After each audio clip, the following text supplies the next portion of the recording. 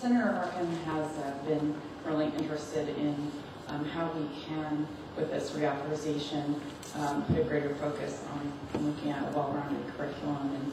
And so I thought it would be great to have him in, see what sorts of ideas that they are presenting, maybe begin a dialogue here about how we can enrich our curricula, not just within the accountability system, but having a public dialogue about where we can find connections. Each of us, whether we're representing our corporation or our association, we're here because we feel deeply committed to what the arts do for students and how they prepare them and why we have to have arts in education. In 2010, there was just a study completed by P21 and the American Management Association in which we asked employers, what are these skills that are the priorities that you have right now for your employee development, talent management, and succession plan? And the answer was critical thinking, creativity, collaboration, and communication. Student readiness is a national imperative, and it's not enough to learn the 3 R's. The students must also learn the 4 C's. The good news is the arts build all 4 C's. What my subject matter was, and how satisfied I was with artwork, though all essential details are not what made me grow as an artist, a student, and a person. It was my new way of thinking. The problem-solving and critical analysis skills that I learned throughout the year are what continue to influence me the most today. The process of problem-solving and critical thinking that we learned in our class has obvious parallels to other academic areas. It almost goes without saying that I critiqued, described, analyzed, interpreted, judged, and reflected in all of my classes, ranging from calculus to United States history.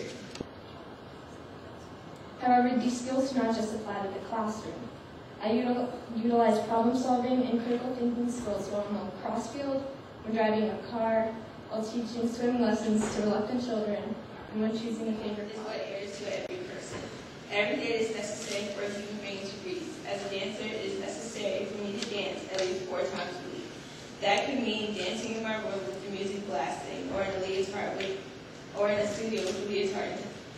Whenever I'm making a choreography for me or anybody else, I automatically think of how my passion and love for dance can be read loud and clear. Dance gave me the confidence that I needed to speak in front of people. Like, before I started dancing my 8th grade year, I could not talk in front of people for nothing. And as you can see, it's a lot better, and my dreams in life, either way you spin it, has something to do with dance. I'm always pushing myself to be the best possible. Dance has changed my life completely. It's as if I'm in a love-hate relationship. I hate being sore, but I love to see them do what I hate. Dance has changed many ways over the years, but the reason to dance is still the same. There are so many things that I learned through music that don't relate to music. For instance, music makes me set goals for myself to reach, and then once I reach it, I find another goal to reach. And it's just an ongoing cycle of goal reaching. Also, I've never really worked with a group until I came to band.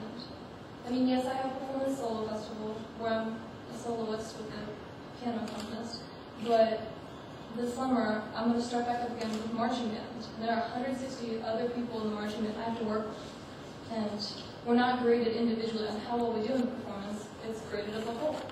So that's just one way how music impacts me. So I'm just in love with music right now, being in high school, and I definitely plan on pursuing it after high school.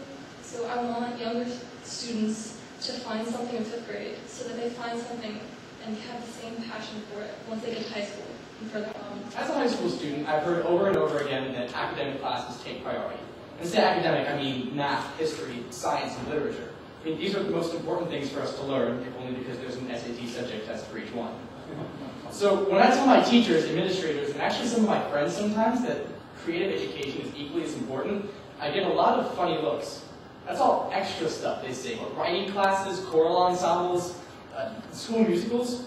I mean, first of all, it costs more money, so when budgets get tight, you're going to cut. And second of all, I mean, what? You're going to teach you how to act, to sing. You don't need to learn that. That's an expendable skill set. It's not something that's totally necessary.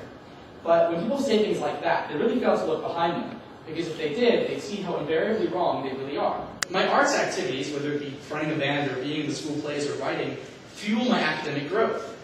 My participation in theater alone, my performance experience gives me the confidence to see ideas through. Even just to go up to someone important and say, hi, this is what I want, these are the goals that I want to achieve. My improvisational experience teaches me how to act on my feet, problem solve. My technical experience gives me a discipline and a professional attitude that no one's too important to drag set pieces across the stage.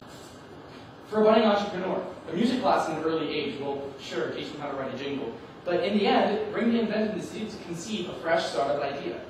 For a young politician, learning to free write will bring about show-stopping speeches, but also teach the art of connection and inspiration necessary to affect political change. Intangible qualities are so critical to progress and innovation, but they're very difficult to teach, and arts education is a way to do that. When schools involve their students in the creative arts, they're not just fostering skills or talent, they're fostering progress by teaching students to be creative, build on an original idea, and have the confidence to see that idea through.